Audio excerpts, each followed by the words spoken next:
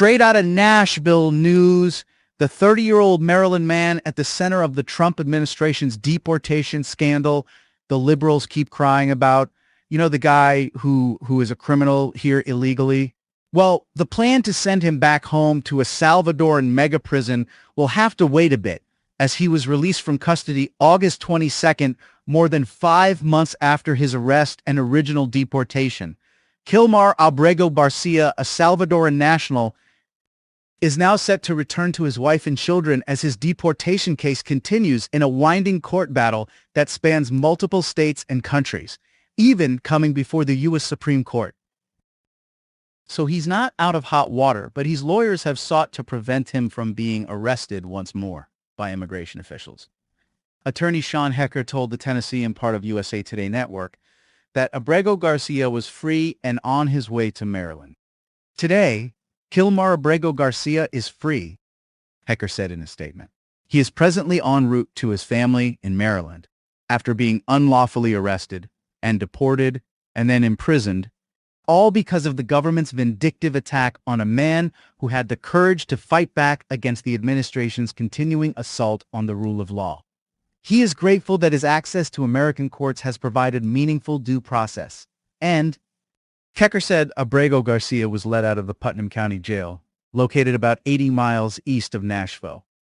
U.S. Magistrate Judge Barbara Holmes, on the federal bench in Tennessee, issued the terms of his release on August 21st from an undisclosed facility where he was in the custody of U.S. Marshals. Holmes is a judge who was appointed during the Obama administration and is herself a Democrat, took this case on because this is what the liberals do. They have been trying to get a known criminal brought back into our country, so Obama's people took care of that. Think about this come midterms. But Holmes and a federal district both ruled that Abrego Garcia was entitled to release before his trial on smuggling charges. But because his attorneys feared he would be placed in Immigration and Customs Enforcement custody and summarily deported, judges agreed to postpone letting him out of U.S. Marshals custody. A court order in a different case ensures he will not be immediately picked up by ICE agents in Tennessee. U.S. District Judge Paula Zenas of Maryland ruled on July 23rd that the federal government must restore Abrego Garcia to his ICE order of supervision in Baltimore and give his attorneys at least 72 hours notice of any plans to deport him.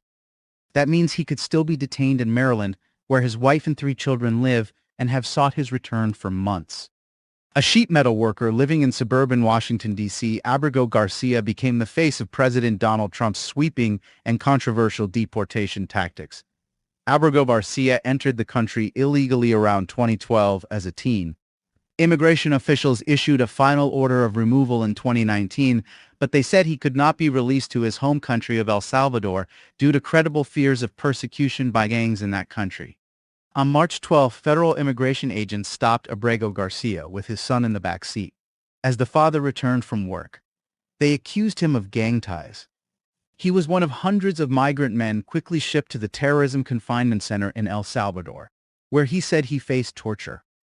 His wife identified him in dramatic videos promoted by the Salvadoran government as one of the shackled men shuttled into the notorious prison, based on the scars on his head. The Trump administration labeled him an MS-13 gang member, without evidence.